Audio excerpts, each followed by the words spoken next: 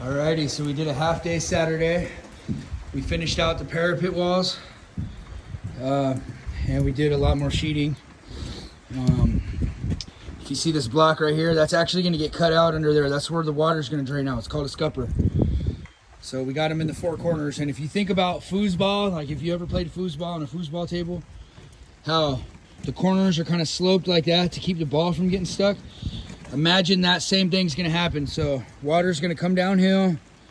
It's going to hit that and then slide out to the scuppers. So that's the whole idea. But that's where we're at. We have this little bit of sheeting here to do.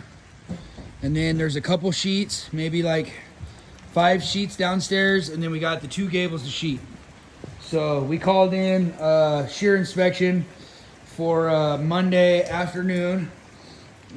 Because here where we're at, we're allowed to give them a preference, AM or PM. And so our goal is to have all the sheets up and have everything that's on the lower fully nailed off. And if we're nailing the gables while we're waiting for the inspector, if he shows up and one of us goes down and follows him around with a gun while the other one is still nailing off these gables and whatnot, he's still gonna pass us. And so along with shear inspection, you also have to do your straps. So since this is a 2-story, there's gonna be a strap down there. And 9 out of 10 times, if there's a strap down there, then you're also gonna have a strap right here that holds the 2 levels together, right? So just keep that in mind. It's a very common thing. And you should just know to look at your prints if that's the case, right? So same thing there, there's a strap there, so we know that there's a strap up there. And on this house, we actually had to get a little creative because I forgot to put a double stud back there. So in order to be able, before we put this sheet on, we actually slipped a stud back here. And then you can see we actually drilled holes right here.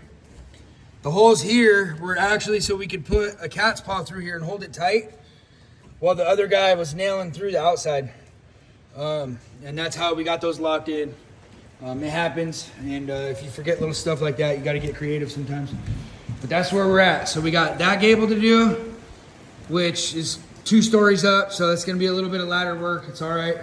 We got that sheet, this little sheet, and then these finishers here, and about 4 sheets downstairs.